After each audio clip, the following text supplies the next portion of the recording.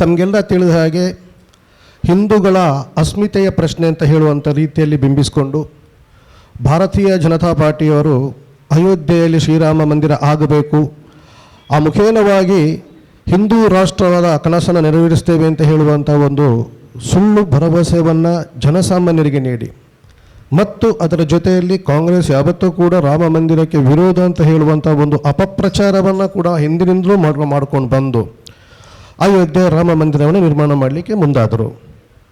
ತಮಗೆಲ್ಲ ಗೊತ್ತಿದ್ದಾಗೆ ಈ ಒಂದು ವಿವಾದ ಸುಪ್ರೀಂ ಕೋರ್ಟಿನ ಮೆಟ್ಟಿಲೇರಿತ್ತು.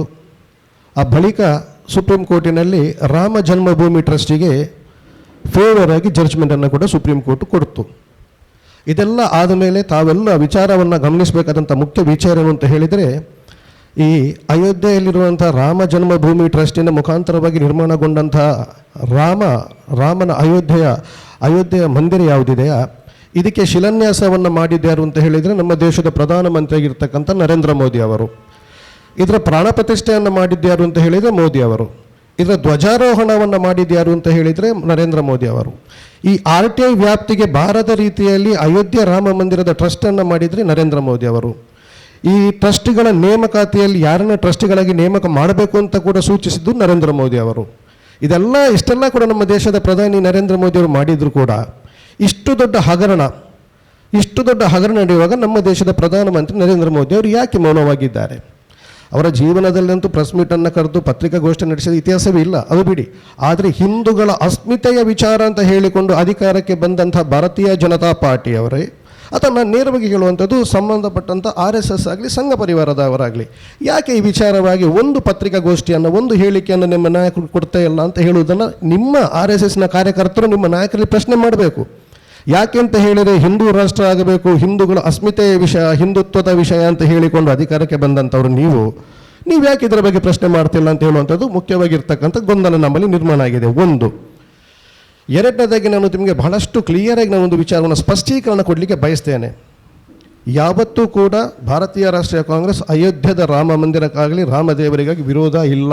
ಇದನ್ನು ನೀವು ಕರೆಕ್ಟಾಗಿ ಅರ್ಥ ಮಾಡ್ಕೊಳ್ಬೇಕು. ನಾನು ಯಾಕೆ ಮಾತನ್ನು ಹೇಳ್ತೇನೆ ಅಂತ ಹೇಳಿದರೆ, ಪ್ರಜಾಪ್ರಭುತ್ವದಲ್ಲಿ ನಾವು ಭರವಸೆಯನ್ನು ಇಟ್ಕೊಂಡವರು, ಡೆಮೋಕ್ರಸಿಯಲ್ಲಿ ಭರವಸೆಯನ್ನು ಇಟ್ಕೊಂಡು ಈ ದೇಶದ ಸಂವಿಧಾನಕ್ಕೆ ನಾವು ಗೌರವ ಮತ್ತು ಭರವಸೆಯನ್ನು ಇಟ್ಕೊಂಡವರು ಆದುದರಿಂದ ಈ ಪ್ರಕರಣ ಕೋರ್ಟಲ್ಲಿದೆ. ಹಾಗಾಗಿ ಕೋರ್ಟಿನ ತೀರ್ಪನ್ನು ನಾವು ಸ್ವಾಗತ ಮಾಡ್ತೇವೆ ಅಂತ ಹೇಳಿದೆ ಹೊರತಾಗಿ ನಾವು ಯಾವತ್ತೂ ವಿರೋಧವನ್ನು ಮಾಡಲಿಲ್ಲ.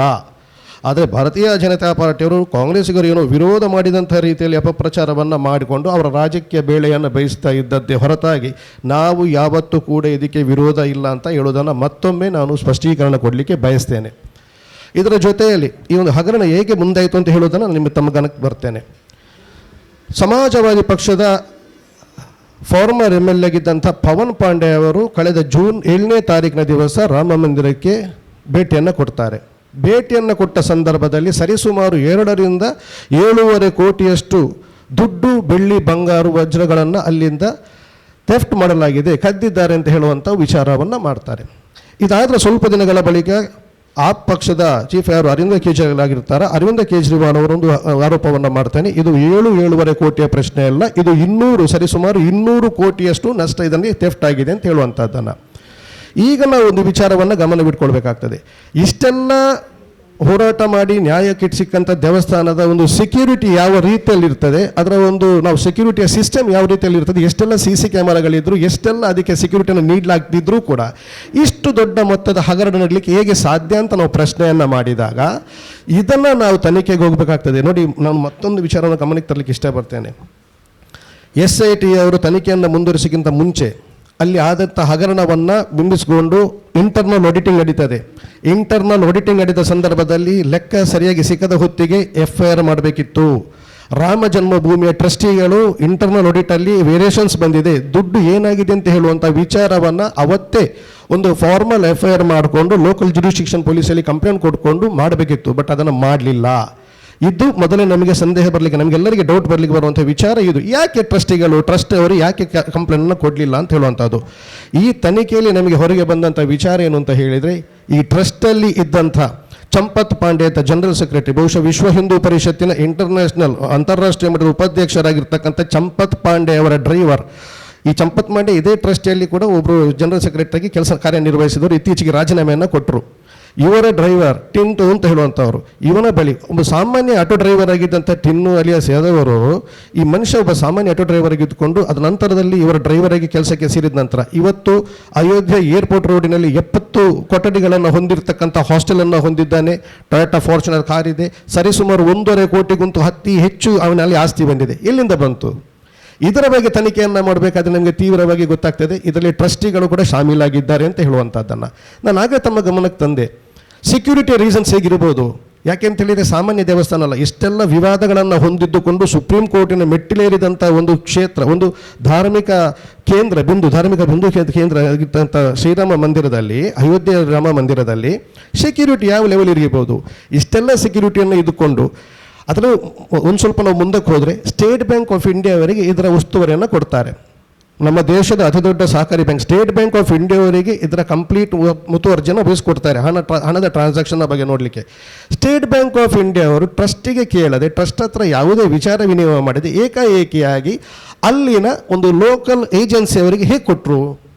ಹಣವನ್ನು ಕಲೆಕ್ಷನ್ ಮಾಡಿ ಅದನ್ನು ಬ್ಯಾಂಕಿಗೆ ಹಾಕುವಂಥ ವ್ಯವಸ್ಥೆಯನ್ನು ಏಕಾಏಕಿ ಟ್ರಸ್ಟ್ ಅವರ ಗಮನಕ್ಕೆ ತರದೆ ಕೊಟ್ಟದ್ದು ಹೇಗೆ? ಒಂದು ವೇಳೆ ಟ್ರಸ್ಟ್ ಅವರ ಗಮನಕ್ಕೆ ತಂದಿದ್ರು ಕೂಡ ಟ್ರಸ್ಟ್ ಅವರು ಅದನ್ನು ಏಕಾಏಕಿ ಮೀಟಿಂಗಲ್ಲಿ ಇಡದೆ ರೆಸೊಲ್ಯೂಷನ್ ಪಾಸ್ ಮಾಡದೆ ಹೇಗೆ ಕೊಟ್ಟರು? ಹೇಳಿದರೆ ಏಜೆನ್ಸಿ ಅವರ ಇನ್ವಾಲ್ವ್ಮೆಂಟ್ ಆಯಿತು, ಟ್ರಸ್ಟ್ ಅವರ ಇನ್ವಾಲ್ವ್ಮೆಂಟ್ ಕೂಡ ಇಲ್ಲಿ ನಮಗೆ ಕ್ಲಿಯರ್ ಆಗಿ ಗೊತ್ತಾಗ್ತದೆ, ಗೋಚರಕ್ಕೆ ಬರ್ತಾ ಇದೆ. ಸೊ ಇದನ್ನು ನಾವು ನೋಡಿದಾಗ ನಮ್ಮನ್ನು ಬಿಡಿ, BJP ಭಾರತೀಯ ಜನತಾ ಪಾರ್ಟಿಯ ಅಲ್ಲಿಯ ಫಾರ್ಮರ್ MP ಹತ್ರ ಕೇಳುವಾಗ, ಬ್ರಿಜ್ ಭೂಷಣ್ ಹತ್ರ ಕೇಳುವಾಗ ಅವರು ಹೇಳ್ತಾರೆ, ಇದರ ಬಗ್ಗೆ ನಾನು ಹೇಳಿಕೆಯನ್ನು ಕೊಟ್ಟರೆ ನನಗೆ ಫ್ಯೂಚರಲ್ಲಿ ತೊಂದರೆ ಇದೆ ಅಂತ ಹೇಳುವಂಥದ್ದು. ಇದರಲ್ಲಿ ನೀವು ಸ್ಪಷ್ಟವಾಗಿ ಅರ್ಥ ಮಾಡ್ಕೊಳ್ಬೇಕು ಇದರ ಇನ್ವಾಲ್ವ್ಮೆಂಟ್ ಎಲ್ಲಿವರೆಗಿದೆ, ಯಾವ ರೀತಿಯಲ್ಲಿ ಆಗಿದೆ ಅಂತ. ಮತ್ತೊಂದು ತಮಗೀಗ ಕನ್ಫ್ಯೂಷನ್ ಇರ್ಬೋದು, ಇಷ್ಟೆಲ್ಲ CC ಕ್ಯಾಮರಾ ಇರುವಂಥ ಜಾಗದಲ್ಲಿ, ಇಷ್ಟೆಲ್ಲ ಸೆಕ್ಯೂರಿಟಿ ಇರೋ ಜಾಗದಲ್ಲಿ ಹೇಗೆ ಈ ಕಳ್ಳತನ ಆಯಿತು ಅಂತ ಹೇಳಿ. ಈ ಕಳ್ಳತನ ಹೇಗಾಯಿತು ಅಂತ ಹೇಳಿದರೆ, ಮೊದಲಿಗೆ ಅಲ್ಲಿರ್ತಕ್ಕಂಥ ಟೋಟಲ್ 50 ಜನ ಸಿಬ್ಬಂದಿಗಳು, ಅದರಲ್ಲಿ 14 ಜನ ಸ್ಟೇಟ್ ಬ್ಯಾಂಕ್ ಆಫ್ ಇಂಡಿಯಾದವರು, 12 ಜನ ಏಜೆನ್ಸಿ ಅವರು, 12 ಜನವನ್ನು ನೇರವಾಗಿ ನೇಮಕಾತಿ ಕೌಂಟಿಂಗ್ ಏಜೆಂಟ್ಗಳಾಗಿ ನೇಮಕಾತಿ ಮಾಡಿರ್ತಾರೆ ಟ್ರಸ್ಟ್ ಅವರು. ಈ ಏಜೆಂಟ್ಗಳು ಏನು ಮಾಡ್ತಾರೆ ಅಂತ ಹೇಳಿದರೆ, ಅಲ್ಲಿದ್ದಂಥ ಬೆಳ್ಳಿ ಚಿನ್ನದ ಹಣಗಳನ್ನು ಕೊಂಡೋಗಿ ಟಾಯ್ಲೆಟಲ್ಲಿ ಅಡಗಿಸಿರ್ತಾರೆ. ಟಾಯ್ಲೆಟಲ್ಲಿ ಅಡಗಿಸಿಟ್ಟು ಕೆಲಸ ಮುಗಿಸಿ ಹೋಗುವಂಥ ಸಮಯದಲ್ಲಿ ಡಿಸ್ಪೋಸನ್ನು ಬೇರೆ ಅವರು ಪಾಲು ಮಾಡಿ ಅದನ್ನು ಹೊರಗೆ ತರುವಂಥ ಪರಿಸ್ಥಿತಿ ಆಗ್ತದೆ. ಹಾಗಾದರೆ ಅಲ್ಲಿ ಸೆಕ್ಯೂರಿಟಿ ಏಜೆನ್ಸಿಯವರು ಹೊರಗೆ ಆಗಲಿ ಒಳಗೆ ಬರುವಾಗಲಿ ಇವರು ಚೆಕ್ ಮಾಡೋದಿಲ್ವಾ? ಇವರ ಚೆಕ್ಕಿಂಗ್ ಸೆಕ್ಯೂರಿಟಿ ಸಿಸ್ಟಮ್ ಎಷ್ಟು ವೀಕ್ ಇದೆ ಅಂತ ಹೇಳೋದನ್ನು ನೀವು ಅರ್ಥ ಮಾಡ್ಕೊಳ್ಬೇಕು. ವಿಶ್ವಗುರು ಅಂತ ಮಾತಿಗೆ ಹೇಳುವಂಥ ಈ BJP ಅವ್ರು ನಾನು ಕೇಳುತ್ತೇನೆ, ಒಂದು ಮಂದಿರವನ್ನು ನಿಮ್ಮಿಂದ ಕಾಪಾಡಲಿಕ್ಕೆ ಆಗಲಿಲ್ಲ, ನೀವು ದೇಶವನ್ನು ಎಷ್ಟರ ಮಟ್ಟಿಗೆ ಕಾಪಾಡಲಿಕ್ಕೆ ಸಾಧ್ಯ ಇದೆ ಅಂತ ಹೇಳೋದನ್ನು ಇವತ್ತು ನಾವು ಜನಸಾಮಾನ್ಯರಿಗೆ ಅರ್ಥ ಮಾಡಬೇಕಾಗ್ತದೆ. ಒಂದು ಎರಡನೇದು ಏನಾಗ್ತಿದೆ ಅಂತ ಹೇಳಿದರೆ, ಸ್ಟೇಟ್ ಬ್ಯಾಂಕ್ ಆಫ್ ಇಂಡಿಯಾ ಏಜೆನ್ಸಿಗಳು ಯಾರಿರ್ತಾರ ಅವರು ಬಂದು ಬಂಡಲ್ಗಳನ್ನು ಲೆಕ್ಕ ಮಾಡ್ತಾರೆ. ಉದಾಹರಣೆಗೆ 500 ರೂಪಾಯಿ ಮೌಲ್ಯದ ಬಂಡಲ್ಗಳಿದ್ರೆ, 10, 20, 50, 100 ಬಂಡಲ್ಗಳಿದ್ರೆ, ಈ ಬಂಡಲ್ಗಳನ್ನು ಮಾತ್ರ ಲೆಕ್ಕ ಮಾಡಿ ಇದನ್ನು ಬ್ಯಾಂಕಿಗೆ ಸಾಗಿಸುವಂಥ ಕೆಲಸವನ್ನು ಸ್ಟೇಟ್ ಬ್ಯಾಂಕ್ ಆಫ್ ಇಂಡಿಯಾದವ್ರು ಮಾಡ್ತಾರೆ. ಈ ಕೌಂಟಿಂಗ್ ಏಜೆಂಟ್ಗಳು ಏನು ಮಾಡ್ತಾರೆ, ಟ್ರಸ್ಟಿಯ ಮುಖಾಂತರ ನೇರವಾಗಿ ನೇಮಕಗೊಂಡಂಥ ಈ ಕೌಂಟಿಂಗ್ ಏಜೆಂಟ್ಗಳು ಏನು ಮಾಡ್ತಾರೆ ಅಂತ ಹೇಳಿದರೆ, ಈ 500 ರೂಪಾಯಿ ಬೆಲೆ ಬಾಳುವಂಥ ಒಂದು ಉದಾಹರಣೆಗೆ ಒಂದು ಬಂಡಲ್ ಅಂತ ಹೇಳಿದರೆ ಅದರಲ್ಲಿ ಇಂತಿಷ್ಟು ಅಂತ ಇರಬೇಕು. ಒಂದು 50 ನೋಟಿನ 500 ರೂಪಾಯಿ ಬಂಡಲ್, ಇಲ್ಲದ್ರೆ 100 ನೋಟಿನ 500 ರೂಪಾಯಿ ಮೊಕ್ಕ ಬಾಹುಲ್ಯದ 100 ನೋಟಿನ ಬಂಡಲ್ ಇರಬೇಕು.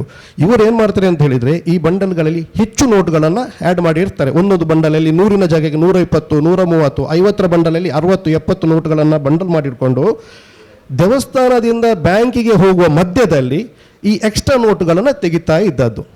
ಇದು ಹೇಗಾಗ್ತಿತ್ತು ಅಂತ ಹೇಳಿದ್ರೆ, ಸ್ಟೇಟ್ ಬ್ಯಾಂಕ್ ಆಫ್ ಇಂಡಿಯಾದ ಅಕೌಂಟಿಂಗ್ ಬಂದು ಏನು ಮಾಡ್ತಿದ್ರು, ಲೆಕ್ಕ ಮಾಡಿ ಇಷ್ಟಿಷ್ಟು ಬಂಡಲ್ ಅಂತ ಹೇಳ್ತಿದ್ರು. ಬಂಡಲ್ಗಳು ಕರೆಕ್ಟಾಗಿ ದೇವಸ್ಥಾನಕ್ಕೆ ಮುಡ್ತಿತ್ತು, ಆದರೆ ಬಂಡಲ್ಗಳಲ್ಲಿ ಅತಿ ಹೆಚ್ಚಾಗಿ ಸೇರ್ಪಡಿಸಿದಂಥ ನೋಟುಗಳನ್ನು ವಿಲೇಮಾರಿ ಮಾಡಿದ ಸಂದರ್ಭದಲ್ಲಿ ತೆಗಿತಾ ಇದ್ರು.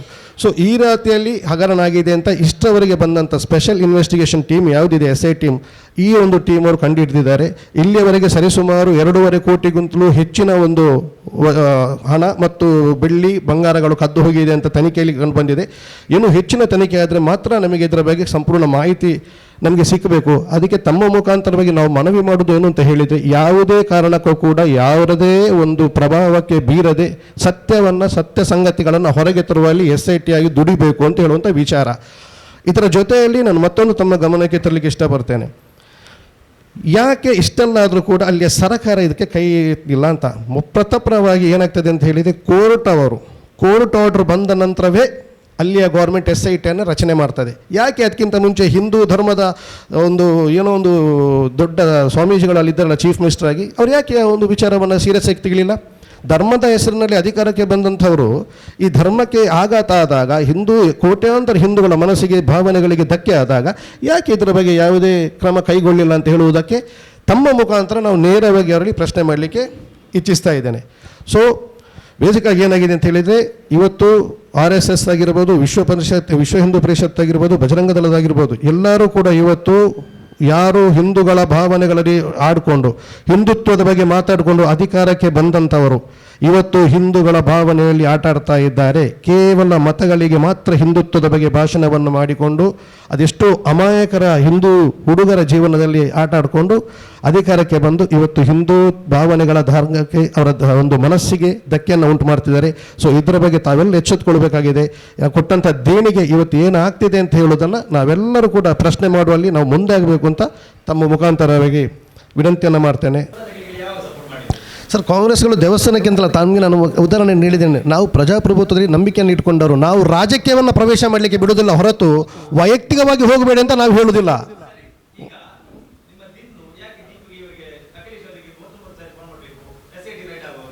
ಸರ್, SIT ರೈಡ್ ಆಗುವಾಗ ಮಾಡಿದಂಥ ವಿಚಾರಗಳಿಗೆ ತನಿಖೆಯಲ್ಲಿ ಹೊರಬರಲಿಕ್ಕಿದೆ. ಅಲ್ಲ, ಕರೆಕ್ಟ್, ತನಿಖೆಯಲ್ಲಿ ಹೊರಬರಲಿಕ್ಕಿದೆ. ಖಂಡಿತ ಖಂಡಿತ ಸರ್, ನಾನು ಅದನ್ನು ಹೇಳುವಂಥದ್ದು. ಅಲ್ಲಲ್ಲ ವಿಚಾರಣವನ್ನು ಇಲ್ಲ ನೋಡಿ, ಒಬ್ಬ ಹಿಂದೂವನ್ನು ಕೊಲ್ತಾನೆ ಹಾಗೆ ಅಂತ ಹೇಳಿದ್ರೆ ಅವನು ಬಿಡ್ಲಿಕ್ಕೆ ಆಗುತ್ತಾ? ಅದೇಗೆ ಆಗುತ್ತೆ? ಸಮರ್ಥನೆ ಅಲ್ಲ ಅಂತ ಹೇಳುದಲ್ಲ. ನೀವೇ ಹೇಳುತ್ತ ಪ್ರಶ್ನೆ ಯಾವುದಕ್ಕೆ ಸಪೋರ್ಟ್ ಮಾಡಿಲ್ಲ ಸ್ವಾಮಿ? ಒಂದು ದೇವಸ್ಥಾನಕ್ಕೆ ಹೋಗದಿದ್ದ ವಿಚಾರವನ್ನು ಇಡೀ ದೇಶದಲ್ಲಿ ಹೇಳಲಿಕ್ಕೆ ಬರುವುದಿಲ್ಲ. ವಿಸ್ಮಿತ ನಿಮಗೆ ಇರಬೇಕಲ್ಲ, ವಿಸ್ಮಿತ ಹೇಳಿಕೊಂಡು ಬಂದು ಅಲ್ಲಲ್ಲ, ನೀವು ಪ್ರಶ್ನೆ ಯಾರಾದ್ರೆ ಕೇಳಬೇಕು. ವಿಸ್ಮಿತೆಯನ್ನು ಹೇಳಿಕೊಂಡು ಅಸ್ಮಿತೆಯನ್ನು ಹೇಳಿಕೊಂಡು ದೇಶದಲ್ಲಿ ಅಧಿಕಾರಕ್ಕೆ ಬಂದ್ರಲ್ಲ, ಅವರ ಹತ್ರ ಪ್ರಶ್ನೆ ಮಾಡಿ. ಅಲ್ಲ, ನೀವು ಅವರ ಹತ್ರ ಪ್ರಶ್ನೆ ಮಾಡಿ. ಅಯ್ಯೋ, ಅದು ತೆಗೆಯುತ್ತ ಮೊದಲು ಇಟ್ಟದ್ಯಾರು?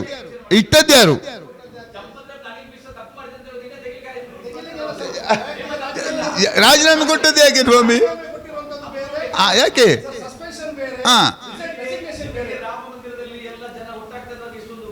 ಖಂಡಿತ ಇಲ್ಲ. ರಾಮ ಮಂದಿರಕ್ಕೆ ನಾವು ಪ್ರಥಮ ಹಗರಣದ ವಿರುದ್ಧ ನಾವು ಮಾತನಾಡುವಂಥದ್ದು. ನಮಗೇನು ಭಯ ಇಲ್ಲ. ನೀವು ಆ ರೀತಿ ಕೇಳಿದ್ರೆ ನಾನು ಹೇಳ್ತೇನೆ, ಮೈಸೂರಿನ ನಂಜನಗೂಡು ದೇವಸ್ಥಾನವನ್ನು ಒಡೆದಾಕಿಲ್ಲ ಬಿಜೆಪಿ ಯಡಿಯೂರಪ್ಪ ಸರ್ಕಾರ ಇದ್ದಾಗ. ಯಾವ ಬಿಜೆಪಿ ಅವನು ಮಾತನಾಡಿದ್ದಾನೆ? ಯಾರು ಮಾತನಾಡಿದ್ದಾನೆ? ಯಾವ ಸಂಘಟನೆಯನ್ನು ಮಾತನಾಡಿದ್ದಾನೆ? ನಾವು ಹೋರಾಟ ಮಾಡಿದ್ದೇವೆ. ಈಗ ನೀವು ಧರ್ಮದ ವಿಚಾರದಲ್ಲಿ ಪ್ರಶ್ನೆ ಕೇಳ್ತಾ ಇದ್ರಲ್ಲ, ಧರ್ಮದ ವಿಷಯದಲ್ಲಿ ನೀವು ಪ್ರಶ್ನೆ ಕೇಳಿದ ನಂತರ ಧರ್ಮದ ಮಾತಾಡಿ. ಅಭಿವೃದ್ಧಿಯ ವಿಚಾರದಲ್ಲಿ ಪ್ರಶ್ನೆ ಕೇಳುವುದಾದ್ರೆ ಅಭಿವೃದ್ಧಿ ಕೇಳಿ, ಧರ್ಮದೇ ಮಾತಾಡಿ, ಪ್ರಶ್ನೆ ಕೇಳಿ. ಸರ್, ಅಲ್ಲಲ್ಲ, ಖಂಡಿತ ತಮ್ಮ ಅತ್ಯುತ್ತಮ ಪ್ರಶ್ನೆ ಸರ್. ಅಲ್ಲಲ್ಲ, ತಮ್ಮ ಅದ್ಭುತವಾಗಿದ್ದ ಪ್ರಶ್ನೆಗೆ ಅದ್ಭುತ ಉತ್ತರ ನನಗೆ ಕೊಡ್ತೇನೆ. ಅಲ್ಲಲ್ಲ, ಬಿಜೆಪಿ ಸರ್ಕಾರ ಇದ್ದ ಕಾರಣಕ್ಕೆ ಏನೂ ಆಗಲಿಲ್ಲ. ಕಾಂಗ್ರೆಸ್ ಸರ್ಕಾರ ಇದ್ದು ಅಲ್ಲಿ ಹೊಡಿತಿದ್ರೆ ಆಗ ಅಭಿವೃದ್ಧಿ ಅಲ್ಲ, ಅದು ಧರ್ಮ ವಿರೋಧಿ, ಇದು ಅಭಿವೃದ್ಧಿ ಅಲ್ವಾ? ಅಲ್ಲಲ್ಲ ಅದೇನೋ ಹೇಳುವಂಥದ್ದು. ಅರ್ಥ ಆಗದ ಪಕ್ಷ ಕಾಂಗ್ರೆಸ್ ಅಧಿಕಾರದಲ್ಲಿದ್ದ ಯಾಕೆ ಅರ್ಥ ಮಾಡೋದಿಲ್ವಾ? ಆಗಾಕೆ ಹಿಂದೂ ವಿರೋಧಿ ಆಗ್ತದೆ.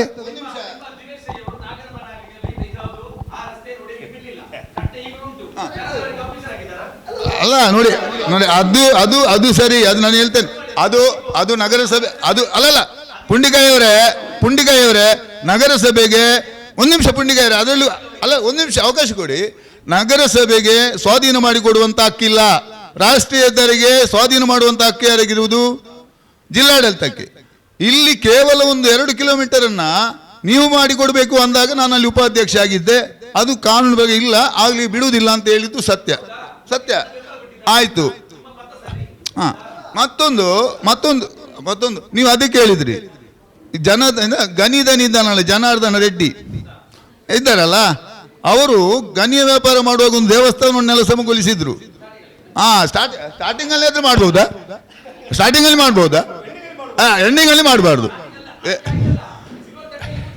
ಅದು ಬೇರೆ ವಿಚಾರ ಸ್ವಾಮಿ. ನಾಳೆ ಚಂಪತ್ರಾಯಿ ಕೂಡ್ತಾನೆ, ಹಾಗೆ ನಾಳೆ ಚಂಪತ್ರಾಯಿ ಅದಕ್ಕಿಂತ ಹೆಚ್ಚು ಕೂಡ್ತಾನೆ. ಅಯ್ಯೋ ಸ್ವಾಮಿ, ಆಯ್ತು ಅಲ್ಲಲ್ಲ, ತೆಗೆದ್ರು ಅಂತ ಹೇಳಿ ಒಂದು ನಿಮಿಷ ಸ್ವಾಮಿ ತೆಗೆದ್ರು ಅಂತ ಹೇಳಿ ಒಂದು ನಿಮಿಷ ತೆಗೆದ್ರು ಅಂತ ಹೇಳಿ. ದೇಶದ ಸಂವಿಧಾನ ಇದೆ, ತಪ್ಪು ಮಾಡಿದವನಿಗೆ ಕಾನೂನು ಪ್ರಕಾರ ಶಿಕ್ಷೆ ಆಗ್ಲಿಕ್ಕೆ ಇದೆ. ಸಿಗ್ತದೆ ಕಾಯಿರಿ. ಅಲ್ಲಿ ಇರುವುದು ಯೋಗಿ ಸರ್ಕಾರ, ಅದು ಇಲ್ಲಿ. ಸರ್, ನಾವು ಹೇಳುವಂಥದ್ದು ಅಲ್ಲಲ್ಲ ಸರ್, ತಮ್ಮ ಗಮನಕ್ಕೆ ಹೊಂದಿರಲಿ. ಇವತ್ತು ವಿಶ್ವ ಹಿಂದೂ ಪರಿಷತ್ನ ಅಂತಾರಾಷ್ಟ್ರೀಯ ಅಧ್ಯಕ್ಷರಾಗಿರೋನ ಅವರನ್ನ ಅಲ್ಲಿ ಜನರಲ್ ಸೆಕ್ರೆಟರಿಗೆ ನೇಮಕ ಮಾಡಿದ್ರು, ಆಯ್ತಾ, ಬಜರಂಗನ ನೇಮಕ ಮಾಡಿದ್ರು. ನೇಮಕ ಮಾಡಲಿಕ್ಕೆ ಕಾರಣ ಏನು ಅಂತ ಹೇಳಿದ್ರೆ, ನಿನ್ನೆ ಅವರ ರೆಸಿಗ್ನೇಷನ್ ಅಪ್ರೂವಲ್ ಆದದ್ದು, ಅವರು ರಿಸೈನ್ ಕೊಟ್ಟದಲ್ಲ, ರೆಸಿಗ್ನೇಷನ್ ಕೊಟ್ಟೋದಂಥದ್ದು, ಸಸ್ಪೆಂಡ್ ಮಾಡಿದಲ್ಲ ಸರ್.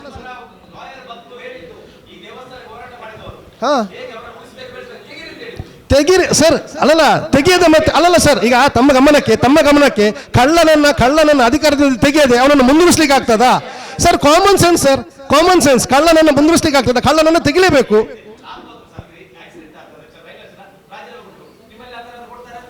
ಯಾಕೆ ಕೊಡ್ಲಿಲ್ಲ ಸರ್? ಸರ್ ಮುಖ್ಯಮಂತ್ರಿ ಸರ್ ಪ್ರಧಾನಮಂತ್ರಿ ಪದವಿಯನ್ನು ತ್ಯಾಗ ಮಾಡಿದಂತರು ಸರ್. ಯಾರು? ಇಂದಿರಾ ಗಾಂಧಿಯವರಿಗೆ ಆಗ್ಬೋದಿತ್ತು, ಸೋನಿಯಾ ಗಾಂಧಿಯವರಿಗೆ ಆಗ್ಬೋದಿತ್ತು, ನಾವು ಮಾಡಲಿಲ್ಲ, ನಾವು ಮನಮೋಹನ್ ಸಿಂಗ್ ಮಾಡಿದ್ವಿ ಸರ್. ಈಗ ಆಯ್ತು, ಅದು ಸರಿ. ನೀವೆಂತ ಹೇಳಿದ್ರಿ? ಅಲ್ಲಲ್ಲ, ಸ್ವಾಮಿ ಲಾಲ್ ಬಹದ್ದೂರ್ ಶಾಸ್ತ್ರಿ ಅಂತ ಹೇಳಿದ್ದು. ಓಕೆ, ನಾನು ಒಂದು ನಿಮ್ಮ ಹತ್ರ ಕೇಳ್ತೇನೆ, ಹೆಚ್ಚು ದಿನ ಹಿಂದೆ ಹೋಗಬೇಡಿ. ಮೊನ್ನೆದು ಏಪ್ರಿಲ್ ಅಲ್ಲಿ ಆದಂತಹ ಒಂದು ಸೊರಂಗ 9,000 ಕೋಟಿದು ಇವತ್ತಲ್ಲಿ ಬಿತ್ತಲ್ಲ, ಯಾರು ರಾಜೀನಾಮೆ ಕೊಡ್ತಾರೆ ಕೇಳ್ತೀರಾ ನೀವು? ಯಾಕೆ ಕೇಳಲಿಲ್ಲ ನೀವು? ಕೇಳಿ. 9,000 ಕೋಟಿದು 3 ತಿಂಗಳಾದದ್ದು, ಖಾಲಿ 3 ತಿಂಗಳು. ಸರ್, ಈಗ ನಮ್ಮ ವಿಷಯ ಏನು ಅಂತ ಹೇಳಿದ್ರೆ, ಅಸ್ಮಿತೆಯ ವಿಷಯ ಅಂತ ಹೇಳಿಕೊಂಡು ಸರ್ಕಾರವನ್ನು ರಚಿಸಿದವರು, ಹಿಂದುತ್ವದ ವಿಚಾರದಲ್ಲಿ ಬಂದಂತ ಅಲ್ಲ. ನಾನು ಹೇಳುವಂಥದ್ದು ಅಜೆಂಡಾ ಬಿಜೆಪಿದು ಹಿಂದುತ್ವ. ಅಲ್ಲ ಸರ್, ನಾನು ಮಾತಾಡಲಿಕ್ಕೆ ಅವಕಾಶ ಕೊಡಿ ಸರ್. ಕರೆಕ್ಟ್ ಅಲ್ಲ ಸರ್, ಅಲ್ಲ ಸರಿ, ಇಲ್ಲ ಆಯ್ತು. ಈಗ ನಾನು ಹೇಳುವಂಥ ವಿಚಾರ ಅಲ್ಲ ಸರ್, ಅಲ್ಲಲ್ಲ, ಅವಕಾಶ ಕೊಡಿ ಸರ್. ಈಗ ಅಲ್ಲಲ್ಲ, ತಮ್ಮ ಗಮನಕ್ಕೆ ಸರ್,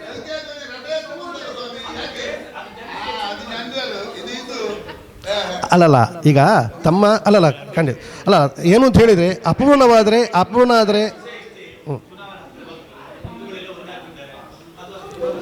ಸರ್ ತಮ್ಮ ಬಾಯಲ್ಲಿ ಬಂತು ಹಿಂದೂಗಳೆಲ್ಲ ಒಂದಾಗ್ತಿದ್ದಾರೆ ಅಂತ. ಹಿಂದೂಗಳು ಒಂದಾಗಲೇಬೇಕು, ಅದಕ್ಕೆ ನಾವು ಸಪೋರ್ಟೇ, ಎಲ್ಲರೂ ಒಂದಾಗಬೇಕು ಸರ್.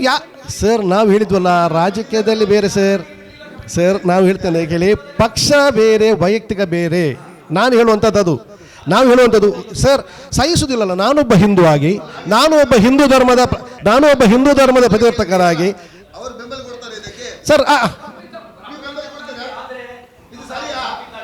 ಸರ್ ಸಾಬೀತು ಅಲ್ಲ ಸರ್. ಈಗ ಒಂದು ದಿಕ್ಕಲ್ಲಿ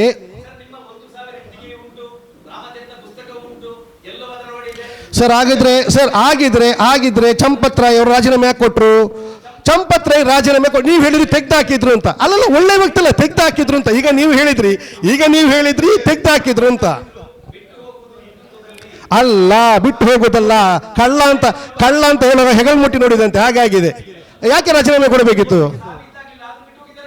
ಸರ್? ಯಾಕೆ ಸರ್? ಆಗಲಿ, ಸಾಬೀತಾಗಲಿ, ಆಯಿತು. ತಮ್ಮ ಒಂದು ಪ್ರಶ್ನೆಗೆ ಒಂದು ಉತ್ತರ ಸರ್. ಮುಂದೊಂದು ದಿನ ಸಾಬೀತಾದಾಗ ನಾವು ಮತ್ತೊಮ್ಮೆ ಹೀಗೆ ಪತ್ರಿಕಾಗೋಷ್ಠಿಯನ್ನು ಮಾಡ್ತೇವೆ, ಆಗ ಇದಕ್ಕೆ ಸಮುಕ್ತವಾದ ಉತ್ತರವನ್ನು ಕೊಡ್ತೇವೆ.